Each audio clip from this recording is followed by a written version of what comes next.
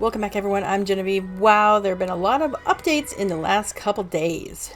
They definitely announced a lot about the new Nightmare Dungeon. Something is stirring in the dreaming, something malignant and croaking. It haunts the fitful sleep of Walk-thru and lingers into the waking hours, inspiring hatred and violence and malice. You must return to this conflicted world, venture back into the dreaming, and fight through the nightmare at its heart. This is a new type of dungeon where up to 4 players work together to explore a maze patrolled by broken dreams. Use stealth and teamwork to avoid these invincible monsters, cleanse the negative energy, and defeat the malice that created it once and for all. Maybe we'll actually get to see this crab do something. Whoop whoop. Unless they're saying that's not the malice now. I don't know. It was in that battle. Help Walk-thru awaken from its long nightmare and earn the powerful new Dream Reaver gear. The Nightmare Dungeon will originally be released in challenge mode with a standard mode soon after. I kind of like that because that way people only get to experience the hard one first and they don't already know what's part of the battles. Known issues. The fact that the S's are all lowercase, that's an issue for me. The process to develop this dungeon was extensive. There are a few known issues players should be aware of listed below. This dungeon is going to be quite a challenge to get through, so let us know what you see needs tweaking and what you like or dislike about the experience. Currently known issues, watch for these once the dungeon is released soon. No dungeon warning telling participants the nightmare requires 4 players. But up here you said up to 4 players. Does it need 4 players or it needs up to 4 players? There's a big difference when it comes to battles. And it says the timer still progresses while voiceover plays, but will not progress for those who do not play the voiceover. Alright, and pet item cards are undisabling themselves after the player logs back in. And patch notes will go live with the dungeon. And that stuff is awesome and everything, but in addition, spells and quests, okay? They fixed Judge Veg, they fixed Joan Locke, they fixed Freddy's Dreamscape dialogue.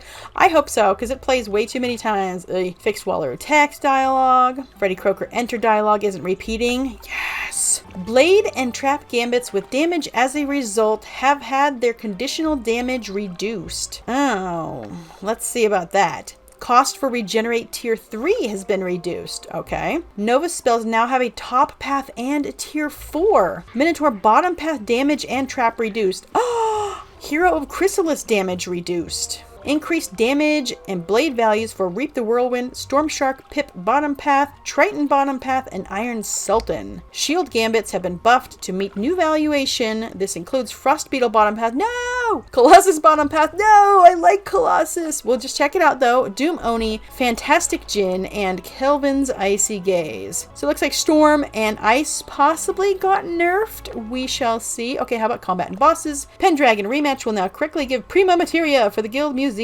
When it's defeated with magnetism elixirs. Damage stat minimums for dual schooling have been modified such that lower DPP schools, damage per pip, will not exceed their own school's damage output.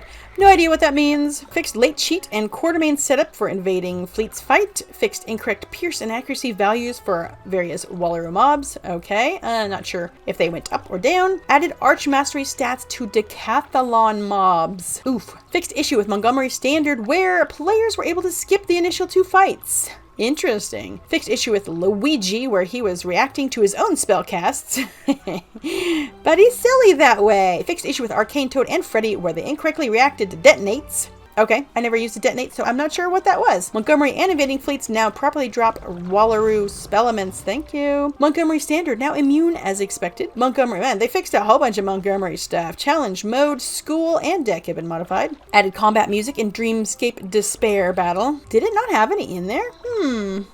Stat maximums for advanced content have been increased to account for 170. PvP resist limit function has been increased. Gear and recipes, fixed badge requirements on pins. I don't know what those used to be, so okay. Remove no trade from Xibalba shard reagents. Nice. Groundhog pet is now giftable as intended. Azteca level 170 raid upgrade recipes now include hats, robes, boots, and wands. Sandals and cowl of the sentinel are now dyeable at all tiers. Miscellaneous, you can now pick up your frosty treant mount once it's been placed in your home. Wow, I didn't know that was a problem. That sucks. Housing items for Wallaroo have been added to many Wallaroo creatures, and a few recipes were added to the housing vendor in Hope Springs. Yes. Fixed and adjusted doodles on the maps in multiple locations. Mini pumpkin and PB cookie pet snacks are no longer blank. Yay! And various monsterology fixes. That stuff is from December, so we don't need to go into that. All right, well, I think I might have missed reading this one. Modified level 70 henchmen. In addition, they have the Nightmare World's First event, where whoever the first one is to finish and post about it that you finished this gets some prizes, which is basically free gear. I'm assuming it's for the whole team. I'm not really sure how they're going to do it, and they haven't exactly explained how to do this, but I appreciate this. Keep in mind, this is a competition. You do not have to participate. However, if you do, you may reap the rewards, yada yada. So that's the gear. Looks pretty cool. I hope it's as animated as the raid gear. I really like that. It's very cool looking. And yeah, that's about it. I mean, they're not going to give you too many details, but it says one entire set of the Dream Raver gear, your school's choice, Outback Rover mount, and 10,000 crowns. Second place prizes, randomly chosen Outback Rover mount, and 5,000 crowns. I'm one of the many that has to work